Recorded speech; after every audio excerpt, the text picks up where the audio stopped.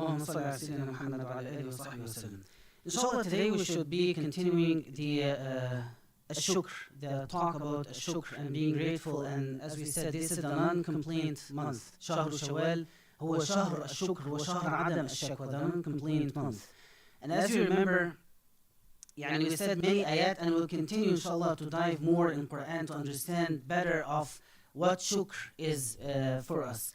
But before that, I would like to remind everyone with what is happening on the other side of the al-ard in Palestine, and we have the elections in Turkey tomorrow. So we, regardless of what opinion you support, it's good that we always make dua for Ahl al-Haq, a general dua, and Allah knows who are Ahl al-Haq, the people of Haq, and He will support them. So it's very nice and very good, and actually it's a kind of an obligation for every one of us that he makes and she makes dua for them, just by saying Allahumma saddid Ahl al-Haq, Allahumma a'inhum, Allahumma thabbithum, in a general dua. And you understand, and we know that our dua could be answered, and this is all what we could do. This is the best of our ability, to just make dua. And if this dua is answered and Allah send His guidance and His support to them because of our dua, then we will be rewarded as if we were there with them, helping and supporting them with our like physical help. So we might see on the Day of Judgment that we will be called upon those people, and we did nothing actually to be with them except for these few words that we say in the form of dua. So nad'u lahum, and you remember the hadith when the Prophet ﷺ returned from the Battle of Tabuk, on his way back to Medina, after traveling for over a month, and it was Sa'atul Usra, that hour of hardship. The Prophet ﷺ told the Sahaba who lived this long month with a date every day. They would take a piece of date, one date every day, and they keep eating it for the whole day. And they suffered a lot. And on the way back, the Prophet ﷺ told them, "Inna bil Madinati aqwaman." There are some people in Medina, you didn't take a step and didn't do anything on this whole trip, but they were rewarded as exactly you were rewarded, because they had a genuine excuses that stopped them from joining us. So we have excuses that stop us from supporting Ahl al-Haq everywhere. So at least dua, our dua for them, this would make us inshallah among those people. طيب, صلى على رسول الله صلى الله عليه وآله وسلم. الشكر, as we said last time, from the ayat, the shaitan in the conversation between Allah and him, he told Allah, وَلَا تَجِدُ أَكْثَرُهُمْ شَاكِرِينَ, I will come forth to deviate them, to take them away from your path, from between their hands, like in front of them, and from their right, and from their left side, and from behind them, until you find most of them ungrateful. So the path for shaitan to enter our hearts, to have a space in our lives, to have any kind of effect or impact on us, on our iman, the only way for him to do this is through the gate of being ungrateful. Once you show that you are ungrateful, that you complain a lot, this is as if you're opening the door for shaitan. Now he can enter. Now he can do what he promised to do.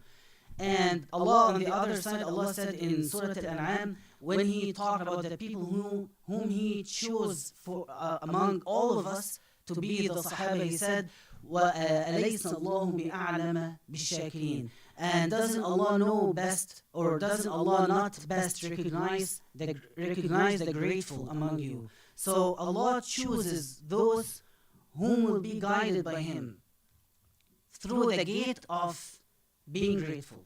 So when you open your heart for being grateful, when you appreciate every small thing in your life, this is like you're opening your heart for the guidance from Allah subhanahu wa ta'ala.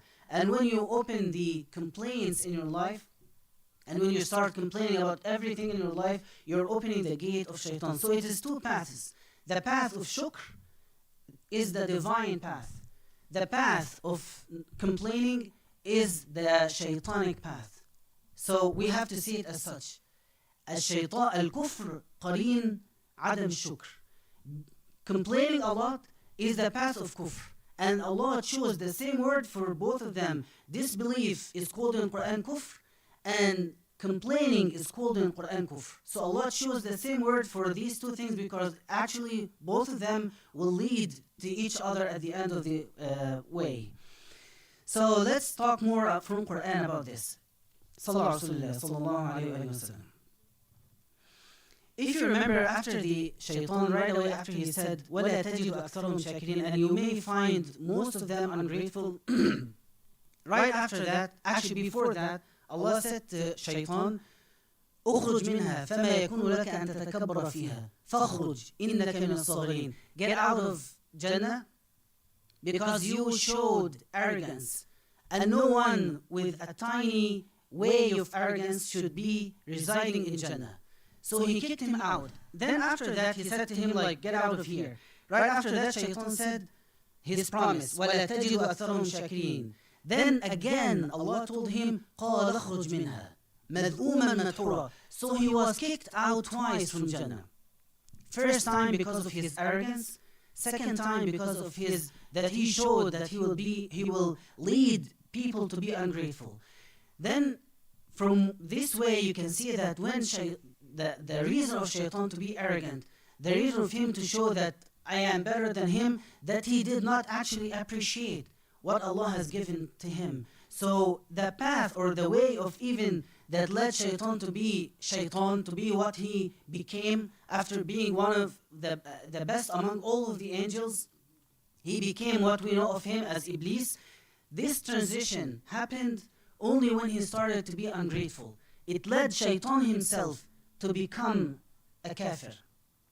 Right away he became the worst of all kuffar, or all the disbelievers, because of this transition that happened. As soon as he started to feel he is not grateful enough, he doesn't appreciate what Allah gave him, right away he became a kafir. So the two kicking out things that happened to Shaitan, it shows us that this will lead always to that. Every one of us, if we do not show enough gratitude to Allah, that means that we are on the path of kufr. We have to see it as such. We have to always remind ourselves, this is the way of kufr.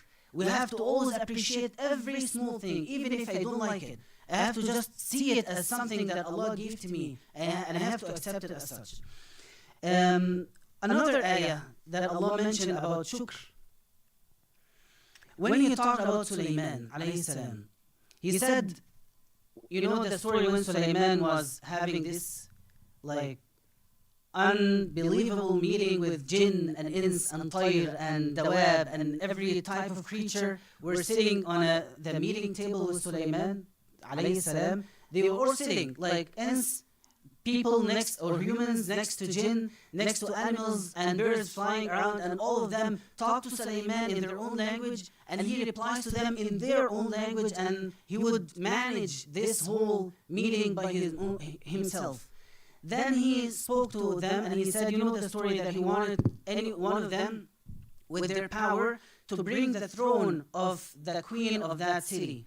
Then one of the jinn said, I can bring it to you as soon as you end this meeting, like in a couple of hours. I can bring it to you. I can travel to the other side of the earth and carry that throne and bring it back to you and put it in front of you.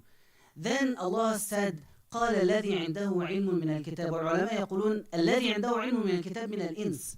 يعني the first one who said, I will bring the throne at the end of your meeting, was one of the jinn. Then one of the humans, with the knowledge that we up until today have not reached that knowledge yet. He said, I can bring the throne to you before you blink. And as soon as he blinked, he saw the throne in front of him. Who brought it to him?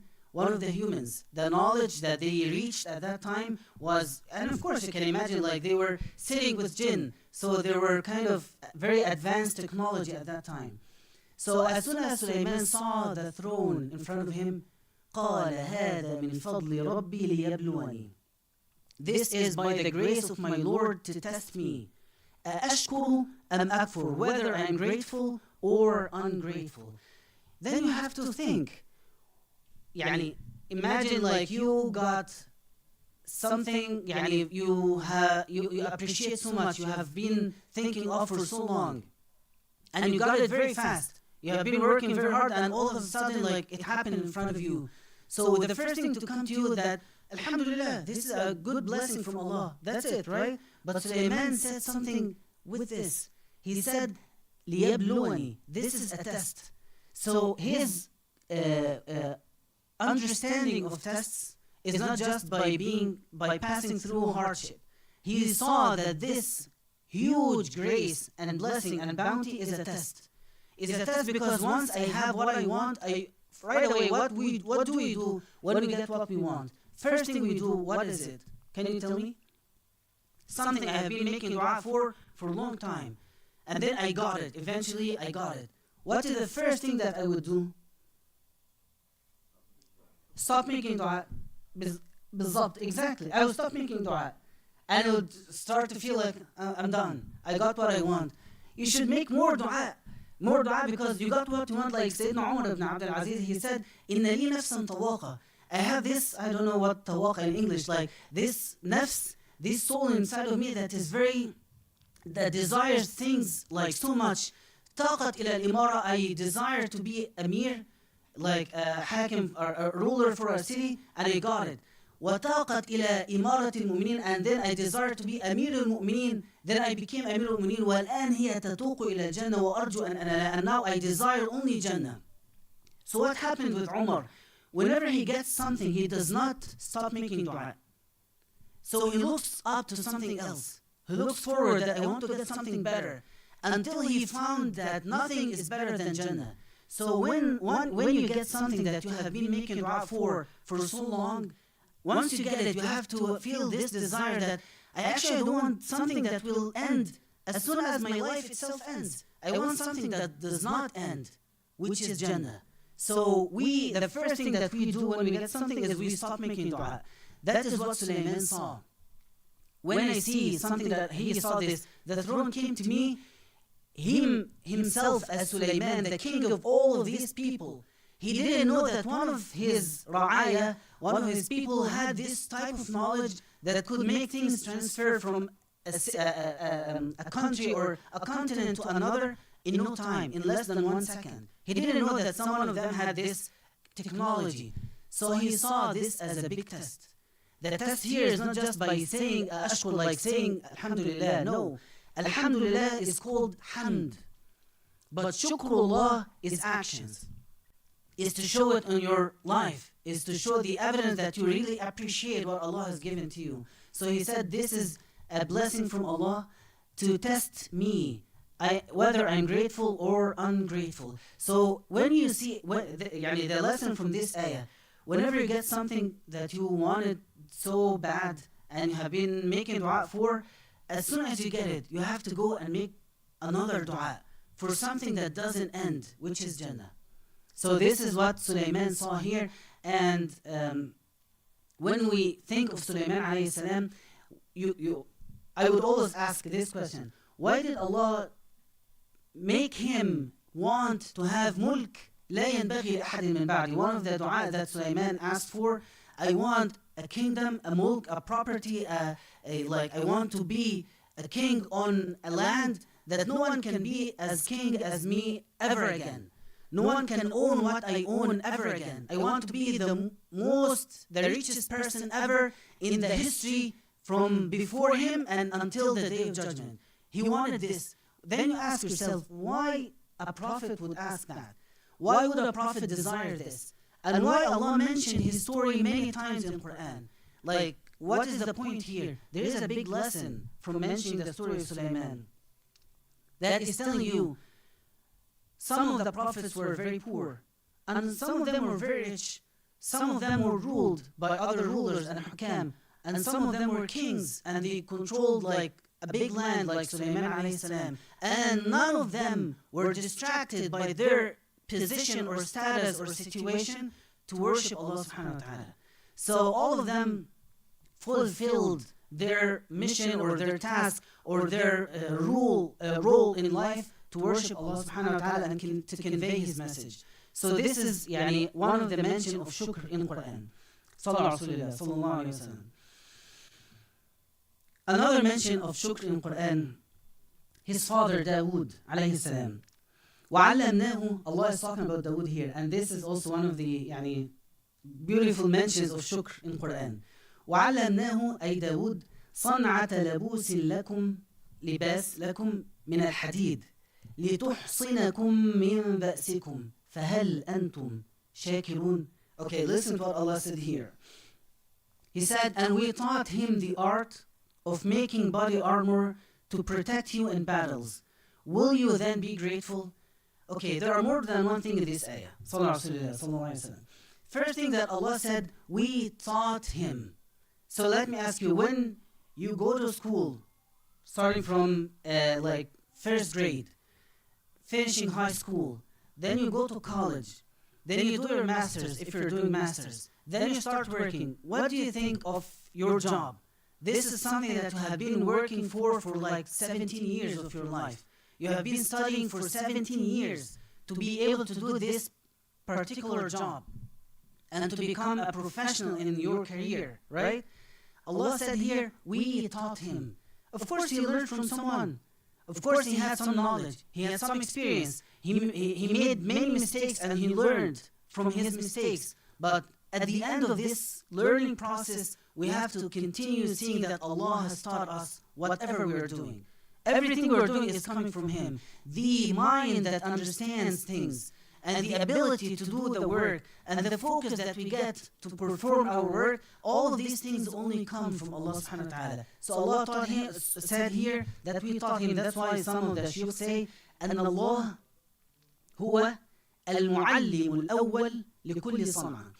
Allah is the first teacher of every handcraft or every craft. Allah is the first teacher. He is the first one who puts the desire. You find your kids, one of them wants to be a teacher, another one wants to be an engineer, the third one wants to be a doctor. They are all your kids. They were all raised in the same house. Everyone has a different desire to be something different.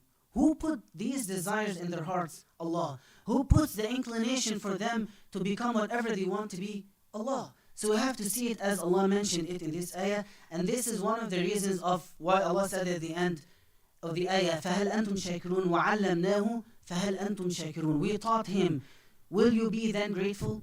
Then Allah said in the same ayah, وَعَلَّمْنَاهُ صَنْعَةَ لَبُوسٍ, and we taught him the art of making body armor.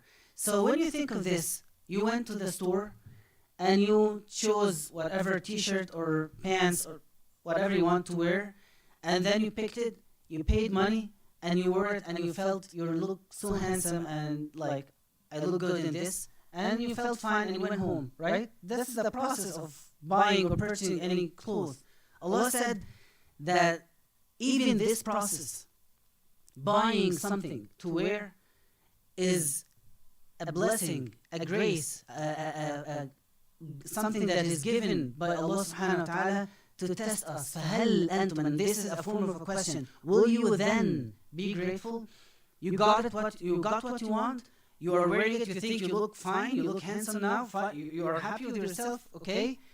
فَهَلْ أَنْتُمْ شَاكِرُونَ. Will you then be grateful? Can you appreciate who created this for you and who taught the people to make this clothes for you and who made you have the money or earn the money to buy this? فَهَلْ أَنْتُمْ شَاكِرُونَ. This is a form of a question which adds another meaning. Like, it's not just فَاشْكُرُوا اللَّهِ. Allah didn't just say, then thank me. No, He is saying it in the form of a question to make us ask, like reflect. فَهَلْ أَنْتُمْ شَاكِرُونَ. Will you then be grateful? Can you thank Allah for this? So even buying a cloth or wearing something that we like deserves that we thank Allah subhanahu wa ta'ala for it. Sallallahu alayhi wa sallam. And then the ayah that Allah, another ayah about shukr. When Musa alayhi salam, he left his people for 40 days. وَوَعَدْنَا مُوسَى 30 لَيْلَةً وَأَتْمَمْنَاهَا بِعَشْرٍ. He told them that I will be absent, I will go to meet with Allah subhanahu wa ta'ala for 30 days, then I will come back. This is the promise. Then he left and he told Harun, his brother prophet, he told him, you watch them, make sure none of them become a disbeliever, because they are all their belief was shaking. So after this, he went for 30 days.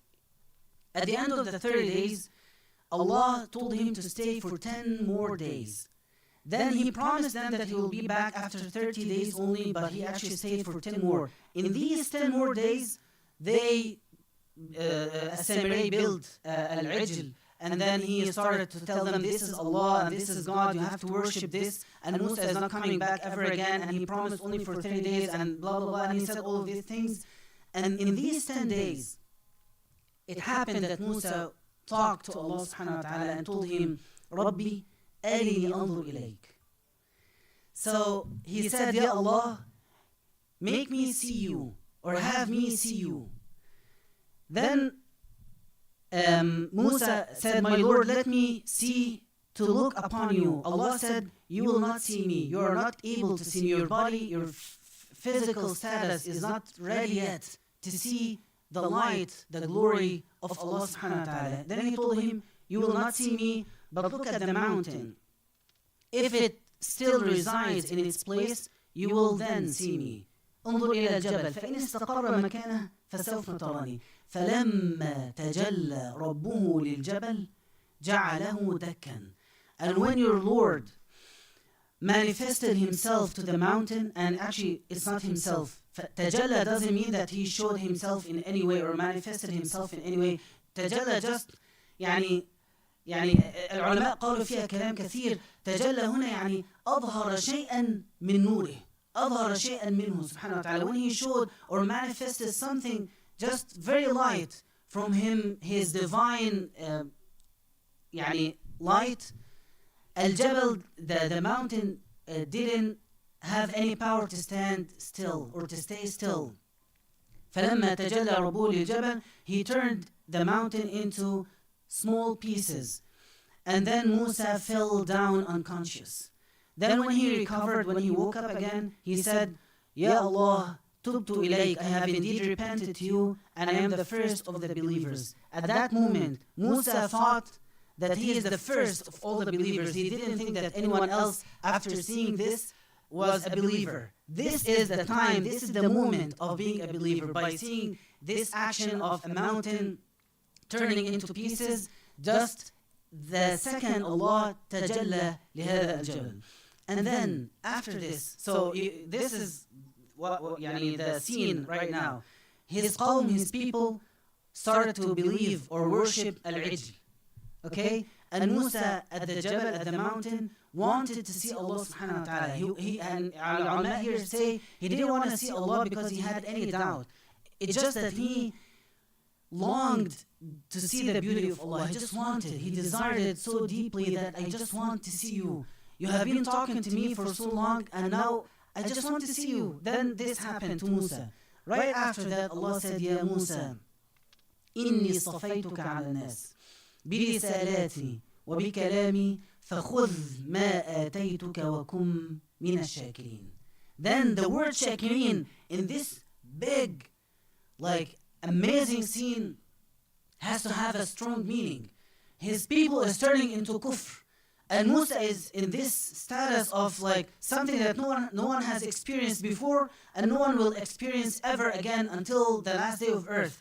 And then Allah said to him, He didn't say, Kun min al-abidin, be one of the worshippers, be one of the sadiqeen, be one of the musallin. He said, Kun min al-shakirin. So what is the point of mentioning shukr in this context? So Allah said to Musa alayhi salam, I have already elevated you above all others by my messages and speech. So hold firmly to what I have given you and be grateful. And actually he didn't say be grateful. He said, لم يقل كن شاكرا. He said, كن من الشاكرين. And this is يعني one of the very beautiful things in this ayah. It makes us see or feel or reflect that there is a group of people chosen by Allah subhanahu wa ta'ala. إني اصطفيتك, I have chosen you. إني اصطفيتك على الناس, I have chosen you above all others. فكن, so be one of these others. كن من الشاكرين. As if there is a group of people, a very special group of people. Only our messengers and prophets and very few people from us will be يعني part of this group أو جماعة الشاكرين. He didn't say to him, be grateful. He said, become one of those or of this group of grateful people. كن من الشاكرين. As if it is an opening for everyone. I can be one of الشاكرين. So it's like a very high rank of people on the day of judgment and in Jannah that only prophets like Musa alayhi salam, who had a chance to have a speech with Allah subhanahu wa ta'ala and to talk to him, and who had a chance to see this miracle of the mountain collapsing after this thing happened, and Musa would be elevated to that rank, and this rank is not closed only for prophets and messengers. It's actually open for other people to join them. وَكُن مِنَ الشَّاكِرِينَ. فَخُذْ, and also Allah said here, فَخُذْ مَا آتَيْتُكَ وَكُن مِنَ الشَّاكِرِينَ. And listen to this again. إِنِّي صَفَيْتُكَ عَلَى النَّاسِ بِرِسَالَاتِي وَبِكَلَامِي. I have chosen you or elevated you above all others by my message, by my words.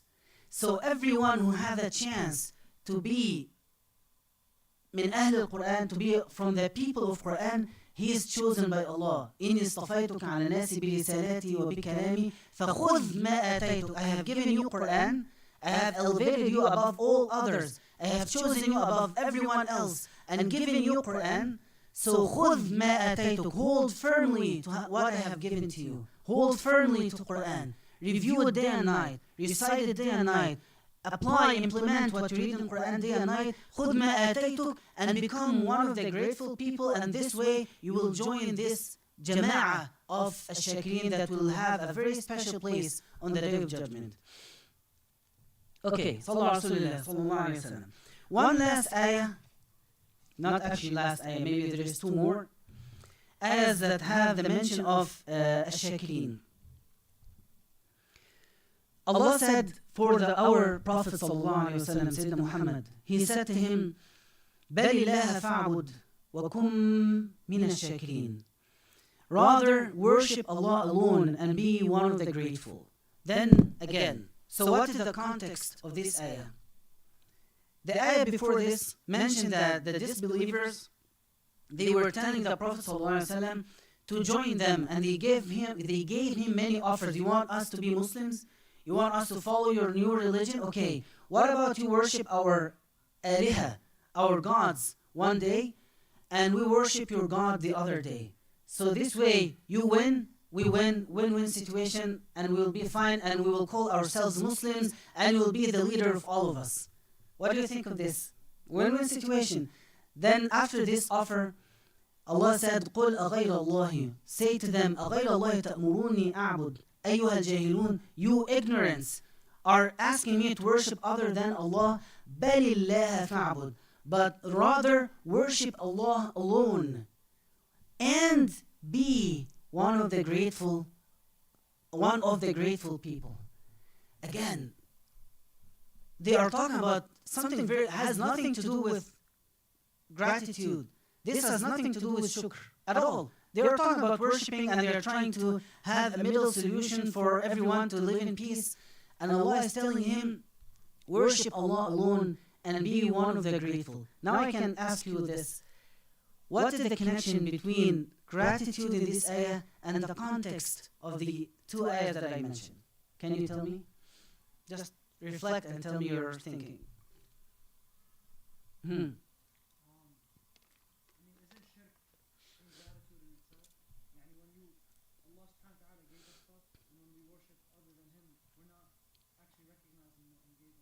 Exactly. So I will say it in different words. Okay, sallallahu.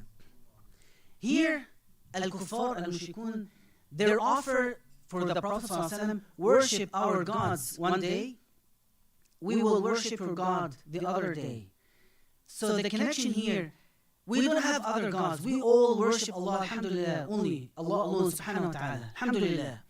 But we have our many gods in our lives. Like the Prophet ﷺ mentioned in the hadith, تعس عبد الدرهم, تعس عبد الدينار, تعس عبد القميصة أو القطيفة, اللي هي piece of cloth or cloth. So the Prophet ﷺ mentioned that miserable are those people who worship money. Miserable are those people who worship their jobs. Why did he call them? They worship it.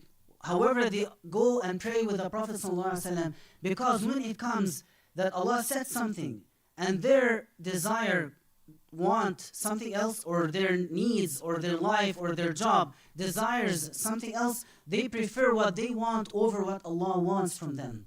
So in that case, they are worshipping whatever they chose over Allah's commands. So here, being grateful is by always putting Allah's choices for us, Allah's commands, before our own desires and needs. That's why Allah said, وَكُن مِنَ الشَّاكِرِينَ. And you reminded me last week with something. You remember the ayah, مَا يَفْعَلُ اللَّهُ بِعَذَابِكُمْ إِن شَكَرْتُمْ وَآمَنْتُمْ. Why should Allah punish you if you are grateful and faithful? One of the scholars who had many talks with atheists, he ended up saying this very beautiful thing about this ayah. He said, why did Allah here mention shakartum before amantum? Why should Allah punish you if you are grateful and faithful? While if you think we should be faithful first, we should believe in Allah first, and then we thank Him. But Allah here mentioned shukr, grateful before faithful. He said, this scholar said, from his talks, like hundreds of conversations with atheists, people who were Muslims, and then they stopped believing in Allah subhanahu wa ta'ala, he said, I find that all of them are just people who are upset with Allah. They're just not happy with their qadr, with their decree. So they decided to leave Islam and believe in nothing. Why? Because only هو حتى قال بهذا الشيء، قال الملحدون باللغة المصرية ناس زعلانة من ربنا. Atheists are people who are upset with Allah. That's it. So why did they have this feeling? Because they did not thank Allah. They did not appreciate enough. So they started to feel why Allah is doing this, and ignore or overlook what Allah has given to them, and focus on what Allah has taken from them, and keep overlooking what Allah gave them, until they end up, when they keep being like complaining, and eventually they ended up disbelievers. That's why Allah said being grateful comes first before being a believer. Because if you stay as a grateful person, this is what will protect your iman and your belief. So Allah said here to the Prophet ﷺ, بَلِ اللَّهَ فَاعْبُدْ وَكُن مِنَ الشَّاكِرِينَ. So if you look at all of these ayat, Nuh, he was one of the grateful, as Allah said, a grateful servant, or abdan shakura. Sulaiman, he said, لِيَبْلُوَنِي أَشْكُرُ أَمْ أَكْفُرُ. He is testing me whether I am grateful or non-grateful. Dawood, Allah told, after he mentioned the story of Dawood, he said, فَهَلْ أَنْتُمْ شَاكِرُونَ. Sayyidina Musa, Allah said to him, وَكُن, and be one of the grateful. Then Muhammad sallallahu alaihi wasallam, Allah told him, and be one of the grateful. So you see that Allah, even with His very chosen prophets, He told them, be grateful. So it's for everyone. So we have to focus on this. Allah put ibadah in the same ayah with being grateful. اعبد وكن من الشاكرين. So we have to keep saying this over and over and over again to ourselves. Once I start to complain more than I am thanking Allah, this is the beginning of being a disbeliever. This is the beginning of stopping going to the mosque. This is the beginning of having a narrow chest and being unhappy in our lives. And this is the beginning of the path that and have led many people to be in hellfire. Sallallahu alayhi wa sallam.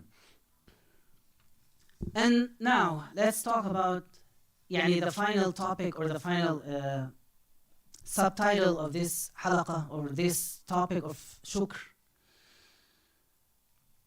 How do we thank Allah? What is the procedure for us to be one of the grateful people, as Allah mentioned in Quran? There are a few things, and everyone, I'm very sure everyone here has their own experience of thanking Allah subhanahu wa ta'ala. So I will share some things that the scholars said, and you also can add to it, inshallah. First and foremost, which is يعني, you might think this is not really related to what we are saying, but actually this is one of the core understanding of shukr. يقول النبي صلى الله عليه وسلم: من لا يشكر الناس لا يشكر الله. The Prophet صلى الله عليه وسلم said, he does not thank people, does not thank Allah. Then I know that you might think, what is the connection with, like, I don't thank people. I don't have to say thank you for everything anyone does to me, for me, but I know that I thank Allah for everything He gives to me. Then your thanking to Allah, your shukr is not sincere, is not correct, is not from your heart. Because shukr is a kind of attitude or attribute or quality that is sticking to the person. If he has shukr in his sajiyya, in his nature, he will have this shukr with everyone and with Allah. If he doesn't have shukr, then he doesn't have shukr with everyone, with people, and also with Allah. It doesn't separate people from Allah. This sajiyya, this nature, this tab'a is part of you. It's either there or not there. That's why they say من كان الشكر له سجية كانت نفسه زكية. Whoever shukr, gratitude, is a kind of his nature, part of his nature, then his soul, his nafs, his soul is pure. He is a pure person. So this is you. It's either you are shakur with people and Allah, or you are not shakur with people and also not shakur with Allah. You cannot think that I am saying adhkar every day. I say that I thank Allah every day. After every prayer I say alhamdulillah 33 times. You think this is being thankful to Allah or grateful to Allah? No, until you are grateful to people. Why again?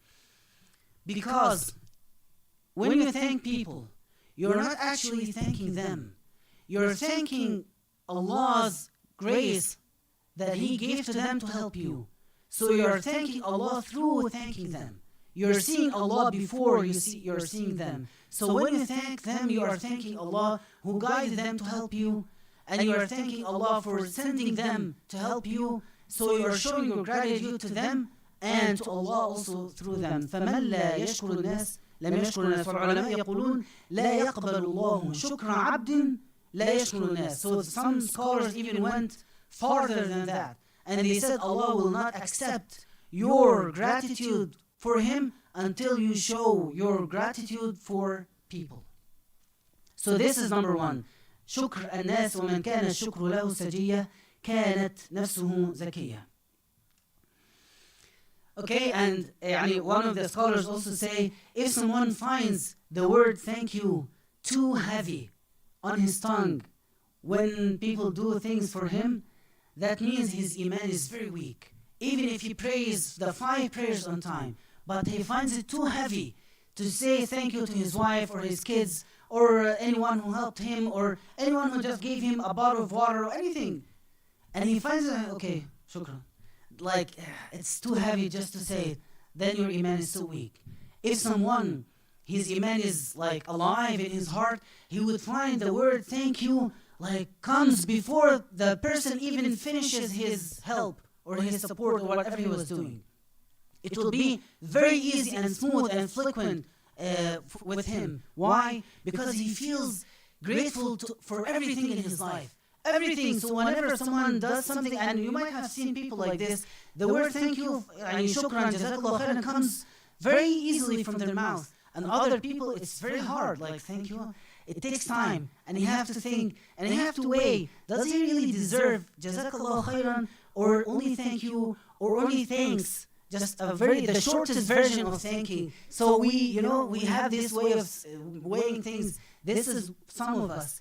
But people with strong faith, thanking is sajiyya. The word sajiyya means their nature. It just comes very easily. They do not think. They do not think twice before saying it. فَمَنْ كَانَ الشُّكْرُ لَهُ سَجِيًّا كانت نفسه زكية. ومن لا يشكر الناس, who does not thank people, he does not thank Allah, even if he says Alhamdulillah 1,000 times a day. The Prophet ﷺ said, من صنع إليكم معروفا, whoever gives you or does any favor for you, you should reward them. And if you didn't find an equivalent reward for them, you should keep, the Prophet said this, you should keep making dua for them حتى تروا أنكم كفأتموه. You should keep making dua for them until you feel you have rewarded them enough. Sayyidah Aisha, she would be grateful to the poor when they come to her house. A lady came once and she knocked on the door and she said, do you have anything to give me? Sayyidah Aisha went in and she didn't find anything in her house except for some pieces of dates. She took those dates and gave it to this poor lady, and then the lady said, Jazakumullahu khairan. She thanked Aisha. Then Aisha said, وَجَزَاكِ اللَّهُ خَيْرًا وَأَعْظَمُ, and she kept making more dua for her until the lady left. Then her servant, Aisha's servant, told Aisha, يعني you didn't have anything in your house, and you gave everything to that lady. And when she said thank you, you kept making more dua for her, like, what is happening? And she wanted to learn, like, what is going on? Why do you thank the poor that you gave them more than they thanked you and made more dua than what they made for you? Then Aisha said, because she chose my house. She chose me to give her. And she gave me the chance to give charity. And she didn't choose any other house. She had many doors in front of her and she chose my door. And that's why I'm so grateful for her for choosing me over the next doors to me. So she felt it and she made dua for her more than that. And there's another also meaning here. She said also, maybe in another narration, that if I gave her these dates and she gave me the dua, then she has compensated me enough. كافأتني. And I don't want a compensation in this life. I want it in the next. So she made dua, I made dua, and even more. So now I made more dua and I gave that charity. Then she did not compensate me for this charity. That's why she was thinking that I have to make more dua for that lady. So this is a way of thanking people. Like, I'm giving an example for thanking people that you help because they came to you, they reached you, not anyone else asking for that help. فَمَنْ لَا يَشْكُرُ النَّاسِ لَا يَشْكُرُ اللَّهِ. This is number one. كيف نشكر الله? How do we thank Allah? How do we be grateful to Allah? Number one, be grateful to people, especially the closest people to you, your family, your close family members to you. They have to see from you like that you are so grateful for everything they do, even if you think whatever they are doing for you is their obligation. Like, for example, like a wife could think my husband has to provide for me, or that child feels my father has to provide for me, he has to give me this, he has to buy whatever I want. No, you still need and have to thank him. You think my wife has to prepare food for me, my daughter has to bring me water whenever I ask her. Yes, but yet you still have to thank her. من لا يشكر الناس. Is your wife nas or not? Is your husband nas people or not? Is your son, is your daughter, is your father, is your neighbor, are they nas? Are they people or not? They are. Then you have to thank them. من لا يشكر الناس لا يشكر الله. This is the first way of thanking Allah subhanahu wa ta'ala. And by this way, نعم تفضل.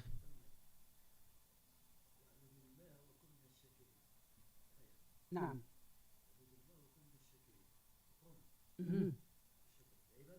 نعم أحسنت جزاك الله خير. And yes, this is what we said in العبادة مقرونة بالشكر. Being grateful to Allah is associated with being with worshiping Him. أحسنت. So one more thing in thanking people here. اللهم صل على سيدنا محمد. Yeah. When we thank people for small things, like, so, يعني, my son, can you pass me this remote? Yeah, here you go. Thank you. جزاكم الله خيرا.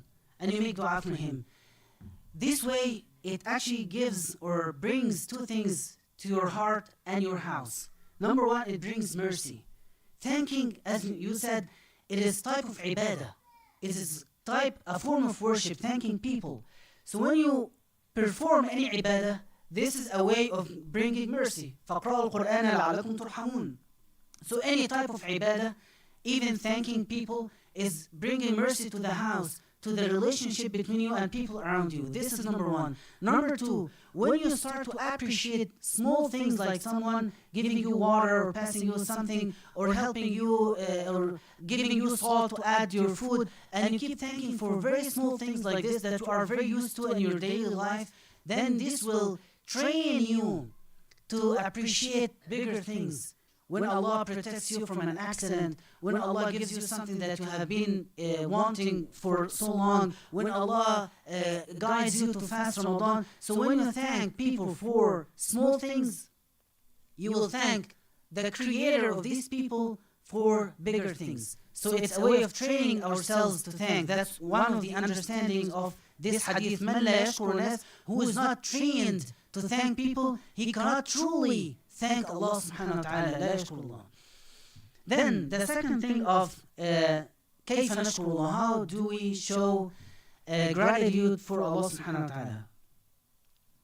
قديما قالوا النعم مقيدة بالشكر. Blessings are tied or constrained like cattle. You know, sheep and cattle, you have to tie them to any like tree or anything. They have to be tied, otherwise they will keep walking and moving farther and farther until they get lost. Same thing with ni'am. Same thing with blessings. النعم مقيدة بالشكر. The tree, the log that you attach or tie the rope of your ni'mah, of your blessing, this tree is shukr. As long as you tie your ni'mah, the blessing that Allah has given you with shukr, your blessing will stay there, will stay around, will stick with you. Once you untie it and stop saying shukr and showing your gratitude to Allah subhanahu wa ta'ala, the ni'mah will go away and go to someone else. النعم مقيدة, tied by the rope of shukr. النعم مقيدة بالشكر. Then when we talk to our kids and we give them like a piece of apple, you want them to appreciate it. You want them to really appreciate it. The Prophet ﷺ in hadith ضعيف, he said, من أكل ما تحت مائدته أمن الفقر. Whoever eats the crumbs that fall from your plate, under your plate, these small pieces of food and crumbs that fall under your plate, whoever gathers it and eats it, he will be always protected from poverty. Why? Because he appreciated every small thing of his food. So we need to teach ourselves and our kids, appreciate everything. Even the apple, do not just appreciate the taste. First, appreciate that we have the ability to buy it. Other people don't have it. We have the money to buy it, and we have the apple in the stores. Other people don't have this type of fruits.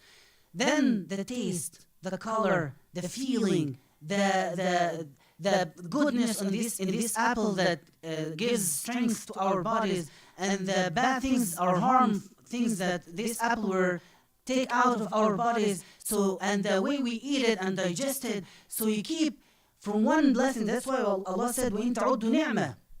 Ni'mat Allah, you'll never be able to count one blessing, one apple, one bite of an apple. Because if you look on how many blessings in this apple, some people eat a bite of apple and they choke and die, right? It could happen. Or they eat it and they have some allergy that they were never aware of, and they get sick. So we have to keep appreciating one small thing and look at all the blessings in this one small thing. That's how we tie the blessings by the rope of shukr. النعم مقيدة بالشكر. There is a very beautiful story. صلى على رسول الله صلى الله عليه وسلم. And I will emphasize one sentence of this story.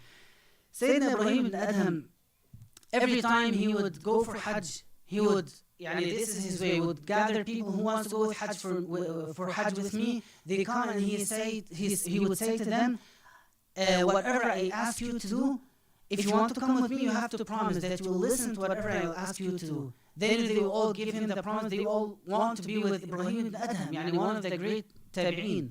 The first thing he would tell them then, I don't want any one of you to put money in this trip. I will sponsor all of you. Of course, yes, we agree. And they all agreed on that. Then the second question he would ask them, he would tell them, على أي شيء, and I love this sentence. And I love the concept, how he thinks, how he manages his nafs, how he treats his own nafs. He told them, على أي شيء أصلتم أصلكم. Allah, this is يعني, if you think of this meaning, it will teach us something. He told them, على أي شيء أصلتم أصلكم. أصلتم means, يعني, how have you established, founded your base, your foundation, your roots, your origin. Like, you're moving, you're traveling for Hajj, you're traveling to worship Allah. What is your asl? على أي شيء أصلتم أصلكم. What is the base? What is the base that you manage everything accordingly? What is the foundation that you will choose how to worship Allah, and you will choose your intentions according to your base, your foundation, your roots, your origins? What is على أي شيء أصلتم أصلكم? This understanding or concept is very important. We live our life without asl, without a base. Sometimes it happens this way, that we just wake up, go to work, go to college, go to school, study, work, do our stuff, go back home, eat, pray, worship Allah, do dhikr, recite Quran, go back to sleep, scroll down Facebook, Twitter, all of these things. على أي شيء أصلت يومك. How have you established the base of your day? What is the concept? What is the foundation of your travel, of your trip, of coming to the mosque? We have to have this foundation. So this is what he told them, what he would always tell them. You're going for Hajj, على أي شيء أصلتم أصلكم. They said, then the story that we all may know about, that they said, إذا أعطينا شكرنا, when we are given, we will thank Allah. And when we are tested, we will be patience. Then he said, as you know the story, he said, هذا حال الكلاب عندنا. This is how our pets are. If I give the pet food, they wave their tails and they are so happy. And if I don't give them any food, they don't complain. They will just be patient until I give them food again. So this is not a state of a worshipper who wants to go for Hajj. This is not the asl. This is not a foundation for you for that trip. It's not worth a trip like Hajj.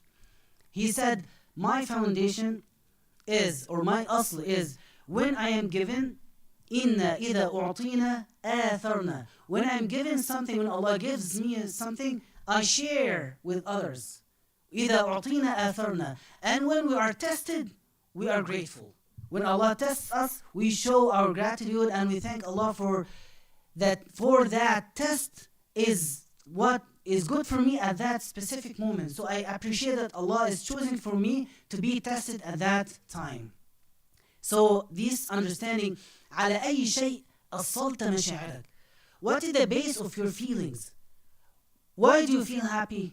What makes you feel sad? What makes you feel stressed? What makes you feel depressed? What makes you feel unfocused? What makes you feel so focused? على أي شيء أصلت مشاعرك. What is the establishment? What is the foundation of your feelings, of your thinking, of your decisions? Is it the foundation of shukr, like Ibrahim ibn Adam said? That the base, the foundation, that whenever you get lost, you will put yourself back to this. I have to appreciate it. Even if I am tested so hard tests, I have to go back to this foundation. I have to, what do I have in life? And keep looking at the blessings and tie them with shukr. And make sure that I am grateful. Every day I have to be grateful. I have to show my gratitude to Allah subhanahu wa ta'ala every single day. I have to show it. I have to feel it. I have to, even if I have any stresses, I have to get rid of it by any way, by focusing, like keep digging for any blessing that Allah gave you on that specific day and show your gratitude for that specific gift or blessing. على أي شيء أصلت مصلكم is a very beautiful sentence that I would love for us to take in our daily life. This is number 2. So number 1, من لا يشكر الناس, who doesn't thank people, he does not thank Allah.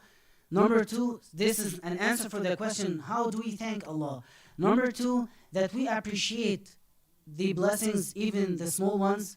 وَالنِّعَمْ مُقَيَّدَةٌ بِالشُّكْرِ. The blessings are tied with the rope of gratitude. And also part of it, this hadith. النبي صلى الله عليه وسلم يقول لا يفرق مؤمن مؤمنة. A husband and wife, if they have the base of agreement and understanding each other, they will have disagreements. This is the nature of any marriage, of any actually in any relationship. No one can be in a harmony with you in everything. No, you have to have disagreements. This is the nature of relationships. But if you have the base is fine, you're fine with the main things with your wife and she is fine with you, then you have disagreements like with many things. With other things, I mean. لا يفرق مؤمن مؤمنة.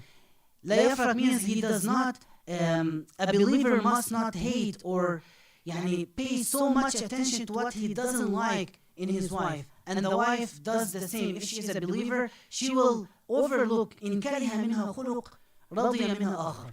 If she doesn't like something, she overlooks that thing and she would pay attention or be focused on what she likes, and same thing for the husband. This way of, in anything, not just in marriage, in anything, you have to keep overlooking. العلماء يقولون 9 أعشار الخلق في التغافل.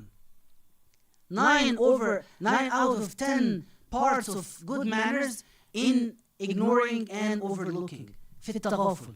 So when you want to show your worship, your ibadah to Allah, your status of being a worshipper, you have to use the same concept. That I will overlook everything that I don't like, that I'm being tested with, and only focus on what I like. And be patient here, and be thankful and grateful here. And this is one of the very tricky things and deceptions of shaitan. He makes you think, and makes me think, that I am right now in the position, in the place, in the status, in the situation of tests. I'm passing through a very hard time.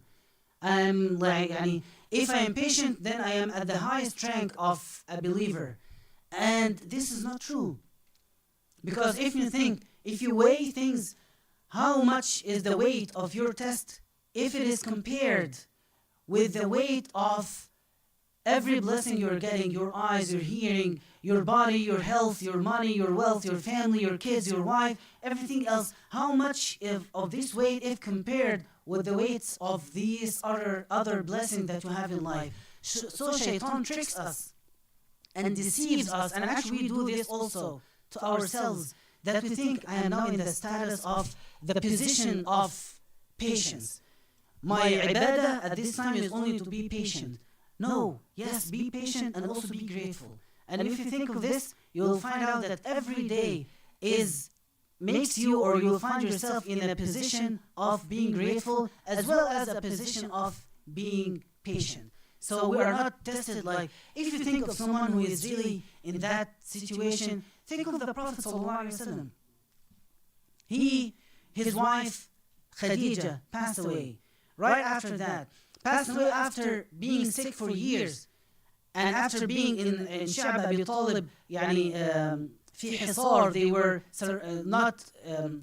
they were prevented from even buying food from Quraysh, so they didn't have food. She got so sick after being one of the wealthiest women in Quraysh. Then she died. Then his uncle, the most supportive person to him after his wife, died in the same year. And then Quraysh, after these two people died, they started for the first time, after almost 9 years, attacking the Prophet ﷺ physically. And they would come to him in the Haram in Mecca when he is prostrating, making sujood, and bring al-rawath, the fadalatul bahaim, and the garbage and trash, and put it on his head, ﷺ. And his little girl Fatima would come to him and keep crying, weeping, and wiping the trash out of his head, ﷺ, because he couldn't raise his head up. And she keeps cleaning him. They would make fun of her. They would make fun of him. They would attack him physically and hit him physically. And they abuse him and they make fun of him and they mock him after he was for 40 years one of the very highest honored people in Quraysh. And now this is happening to him at the age of 50. And then he left Mecca after he lost hope in them. He went to Ta'if and he told them, would you support me? You don't have to believe in me, but would you give me support to help me to have the freedom to convey the message of Allah? They told him, never. Then he told them, just do one favor to me, for me. Do not tell Quraysh that I came to you. They said, we will do. We will do the opposite. We will tell them. As soon as you reach Quraysh, they will know of you coming here and they will attack you more. Then as he was leaving, they all told all the kids and crazy or insane people to run after the Prophet ﷺ and stone him ﷺ, until the 50 years old respectful Prophet, he kept running from those kids, running after him with the stones. And he kept running until he found a shade. And he sat over there. Then he raised up his hands and he said, now think of this. He was a rich person, married to a very wealthy, well-known rich wife from a very big known family, respected for his whole life. And at that moment, he lost all his money. He is poor. He doesn't have a wife. His kids are back home, cannot even protect them. He's alone in the middle of the desert. Everyone is attacking him. He has nothing to go and nowhere to find support in. Then he made dua and he said, إِن لَمْ يَكُنْ بِكَ عَلَيَّ غَضَبْ. If you are not mad or angry or upset with me, if you are not displeased with me, I am fine, I'm content. So when you compare this, he is at that level of hardship and yet he is grateful. And he is thanking Allah subhanahu wa ta'ala for whatever he has decreed for him at that very moment. So when you think of this, this is the position of test. This is the position of hardship. And yet he was grateful. So whatever we are passing through in our lives, nothing, you cannot at all deceive, you should not and I should not at all deceive ourselves that we are at the position of test. Yes, we are at the position of patience and position of test and hardship, but we have a lot of blessings that deserve and require a lot of gratitude. Okay, I think we still have 2 minutes for that. Yeah.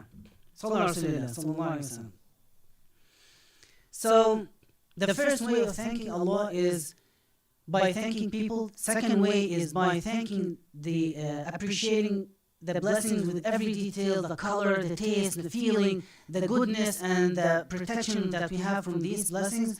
The third way is by overlooking whatever we don't like and try to tell that's what Allah mentioned in the Quran many times, and maybe we will talk about it one day.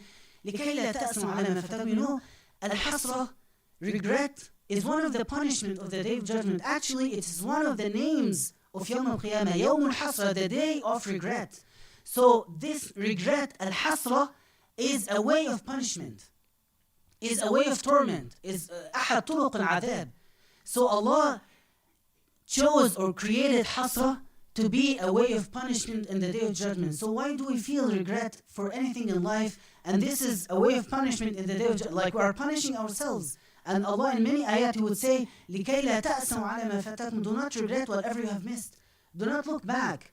Appreciate what you have. Focus on the future, on that moment, on what Allah has blessed you with, and just do not look at the past. Overlook what you do not like. Whatever, like you're sick, live with it and ask Allah to heal and cure you. But don't keep complaining.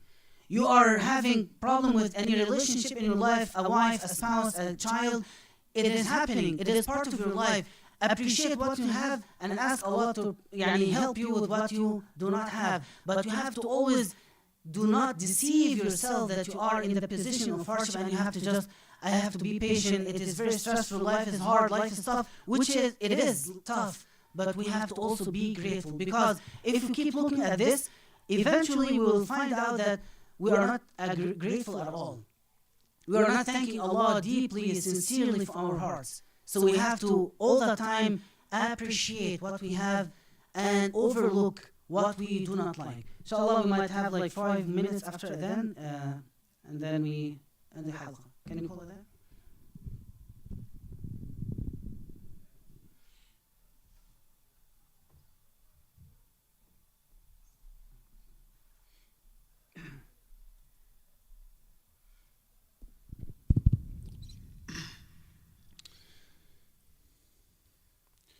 الله أكبر الله أكبر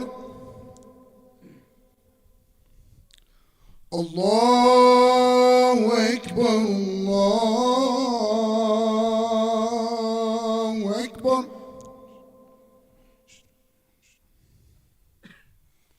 أشهد أن لا إله إلا الله أشهد أن لا إله إلا الله أشهد أن محمدا رسول الله أشهد أن محمدا رسول الله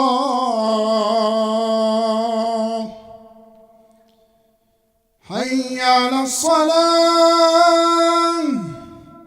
حي على الصلاة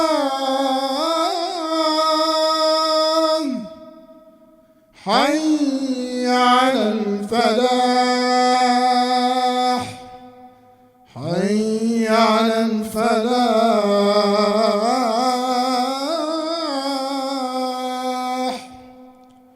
الله أكبر الله أكبر لا إله إلا الله.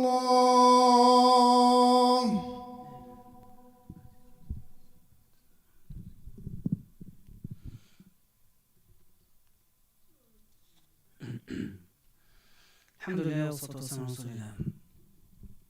So again, do not deceive yourself in a way that make you feel that you are in a position of test or patience because you are just passing through some hardship or fear or illness, which is, yani, if you don't pass through these things, so what is the purpose of life? We are here to be tested. And to be tested and yet be grateful. This is the whole purpose of life. وَلَا تَجِدُ أَكْثَرَهُمْ شَاكِرِينَ, that Shaitan, when he said this promise, and you may find most of them ungrateful. This is what Shaitan meant by. He meant that he knows that we will be tested, and he will come at the times of hardship and illness and fear, and he will tell us, look what Allah is doing to you. Is this what you deserve? You have been worshipping all these years and this is all what you get. You have been asking Allah for years for that and He never gave it to you. Then He uses this is Shaitan's way. He uses this hardship to make us ungrateful. So please do not follow this trick and deception. And lastly, I would like to say all the rules. Last week and this week we have said 4 rules or laws of shukr. Let me say them quickly, and this is the last thing we will close with, inshallah. Ash-shukr, if you remember from the story of Luqman, ash-shukr, ra'sul hikmati wa tawfiq. Gratitude is the tip of wisdom and success. You want Allah to grant you success in your decisions, in your thinking, when you're confused. You have to show your gratitude first, and we said it, we learned this from the ayah, وَلَقَدْ أَتَيْنَا لُقْمَانَ الْحِكْمَةَ أَنِ اشْكُرْ لِلَّهِ. The second rule of shukr, الشكر على النعم فقط هو من الشكر القليل.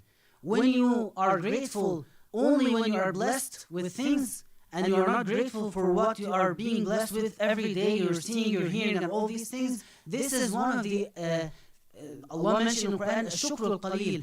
وَقَلِيلٌ مِنْ عِبَادِيَ الشُّكُرَ, and few of my servants are grateful. Those few, this type of shukr that is very few in your life, when you only thank Allah, only when He gives you something, a big blessing, and you do not thank Him for every day's blessings. The third rule, الكفر قرين التعود, or قرين عدم الشكر. Disbelief, or the path for disbelief, is by complaining a lot. Then the fourth law or rule is النعم مقيدة بالشكر. Blessings are tied by the rope of shukr. And the last one, من كان الشكر له سجية كانت نفسه زكية. Whoever shukr is part of his nature, thanking people and thanking Allah, then his soul is pure. He is a true believer. Because this is the sign that we understand that you are a true believer, the sign of being the nature, like shukr becomes in your nature. وصلى الله وسلم وبارك على سيدنا محمد اللهم اجعلنا لك شكرين لك ذكرين إليك منيبين وعليك متوكلين. So I would like to hear your thoughts and reflections, and if you have a question to ask, please go ahead. Like maybe a couple more minutes, inshallah. تفضل.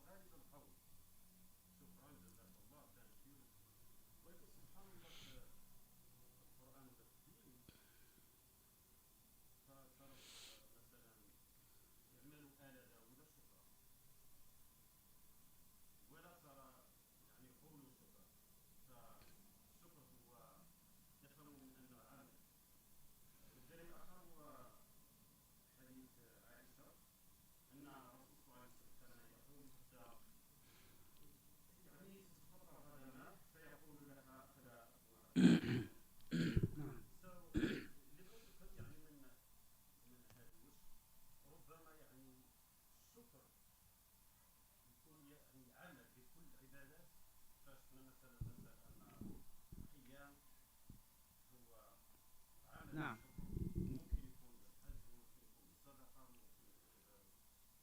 Yeah, that's true. Shukr is not a word.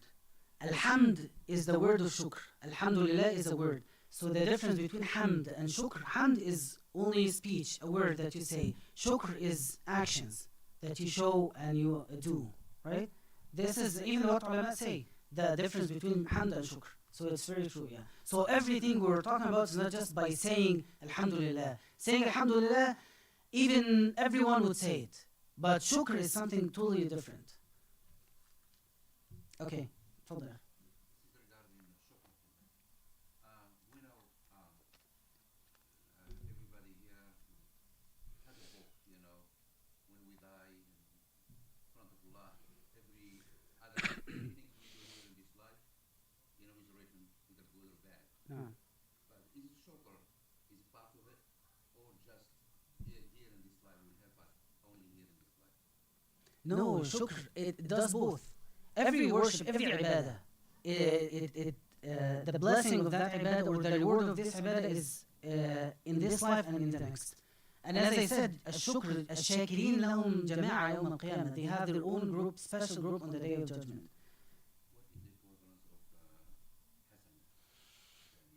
Okay, that's a good question. So, what is the reward of being grateful? What is the reward on the day of judgment for being grateful, right? So Allah, one of His names is Ash-Shakur, right? The most grateful. So when you show your gratitude to Allah subhanahu wa ta'ala, He will show His, I cannot say gratitude, but He will show His sifa, He will like He will show His own divine shukr and gratitude, if I would say this word, on you on the day of judgment. So you would thank Allah once, He would give you 1,000. You will show a moment of gratitude for 1 minute, He will give you 1,000 of rewards for that minute. So Allah subhanahu wa ta'ala, He is just wants to see a small thing from you, like in the sadaqah. You give one sadaqah, He keeps increasing it for you until you find it as a mountain of hasanat on Yawm al-Qiyamah. Okay? Jazakumullah khairan.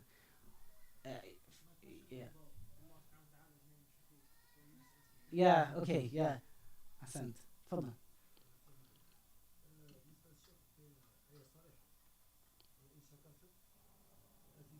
نعم.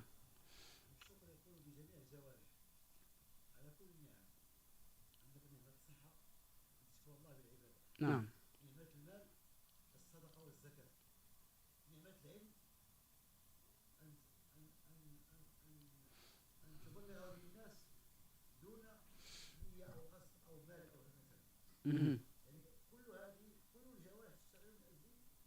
الشكر. نعم أحسنت جزاك الله خير الله يفتح عليك. نعم تفضل.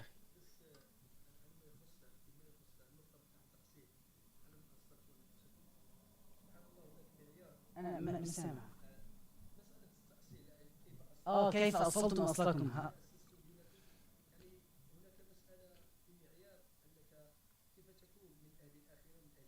نعم.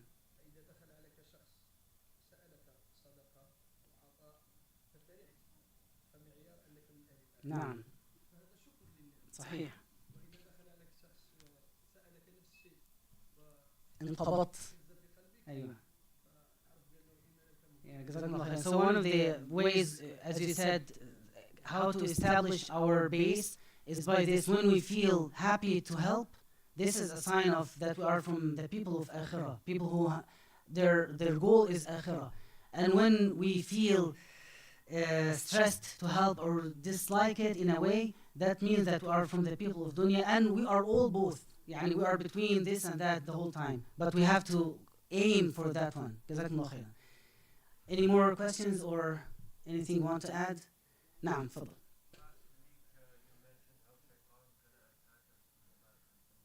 Mhm.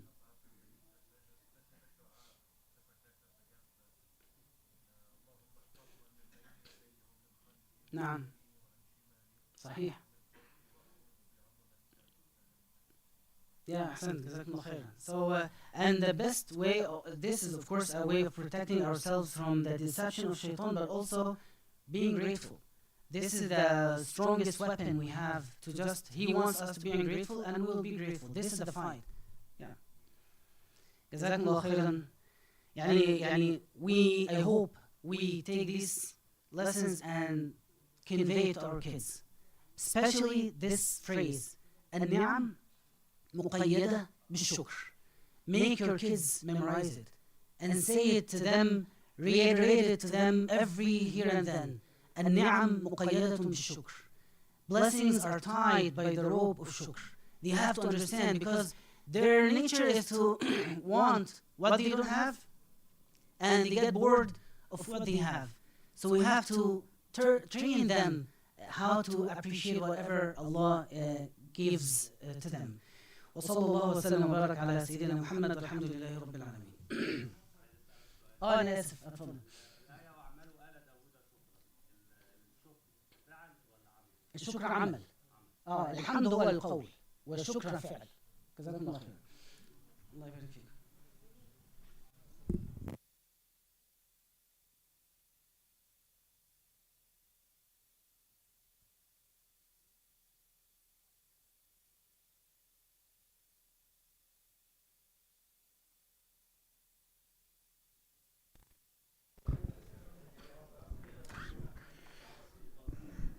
الله أكبر الله أكبر أشهد أن لا إله إلا الله أشهد أن محمدا رسول الله حي على الصلاة حي على الفلاح قد قامت الصلاة قد قامت الصلاة الله أكبر الله أكبر لا إله إلا الله.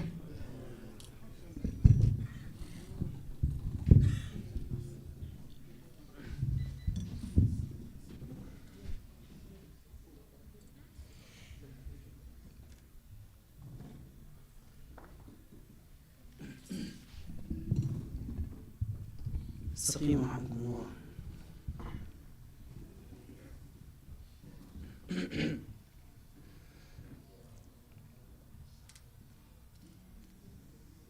الله أكبر.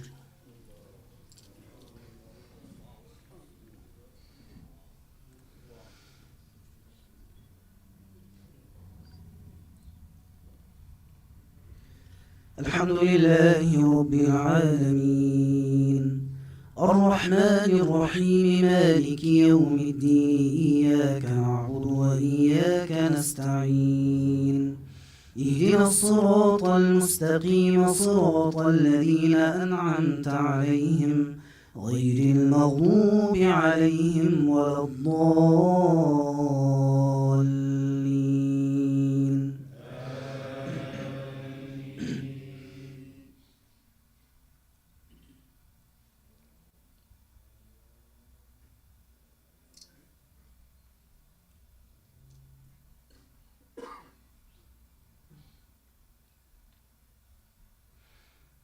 إن الله اشترى من المؤمنين أنفسهم وأموالهم بأن لهم الجنة يقاتلون في سبيل الله فيقتلون ويقتلون وعدا عليه حقا في التوراة والإنجيل والقرآن ومن أوفى بعهده من الله فاستبشروا ببيعكم الذي بايعتم به وذلك هو الفوز العظيم. التائبون العابدون الحامدون السائحون الراكعون الساجدون الآمرون بالمعروف والناهون عن المنكر والحافظون لحدود الله وبشر المؤمنين. الله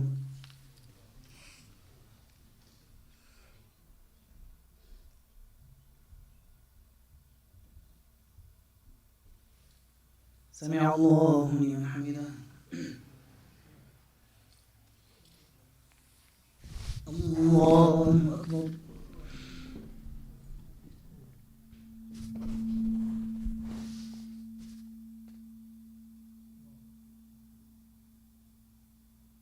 الله أكبر.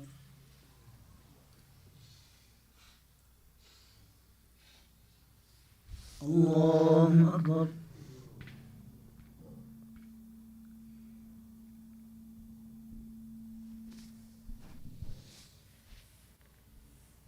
الله أكبر.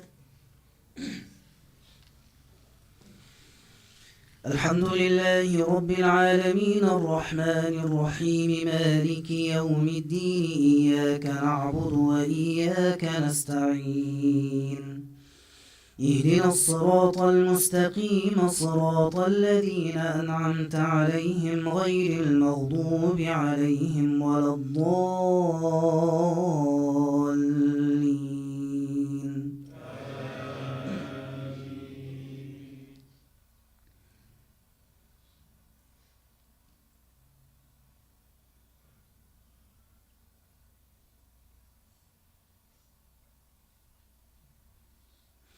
ألم نشرح لك صدرك ووضعنا عنك وزرك الذي أنقض ظهرك ورفعنا لك ذكرك فإن مع العسر يسرا إن مع العسر يسرا فإذا فرغت فانصب وإلى ربك فارغب. الله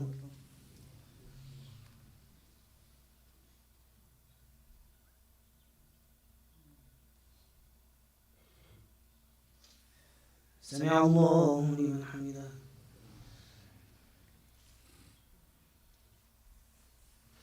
الله أكبر.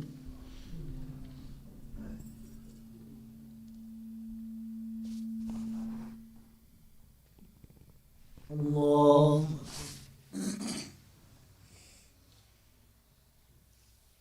الله أكبر.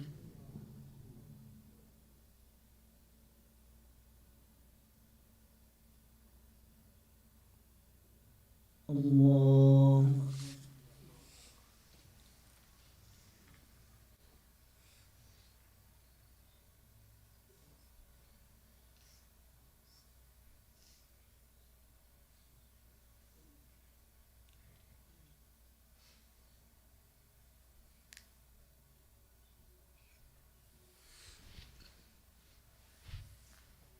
الله أكبر.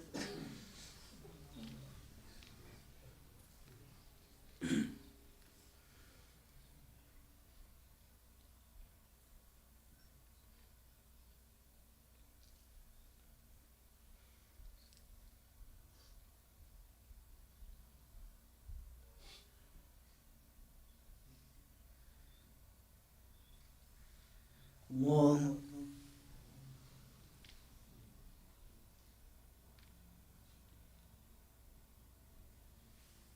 سمع الله لمن حمده.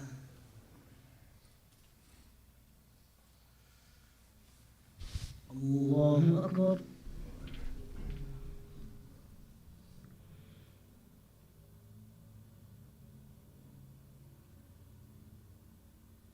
الله أكبر. الله أكبر.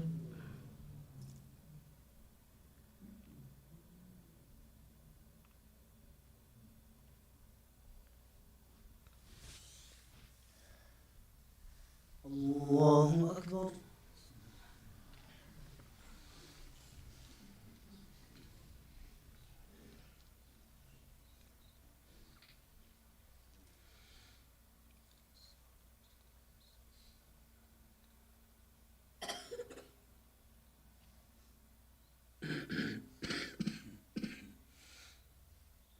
الله أكبر.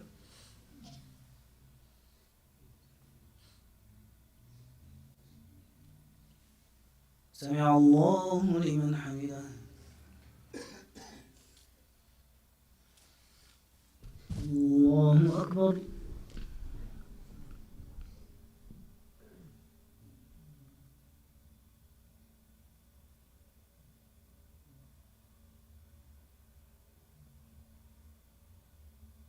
الله أكبر.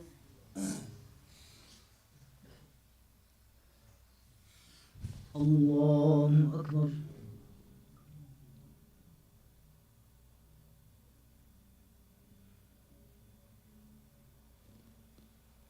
الله أكبر.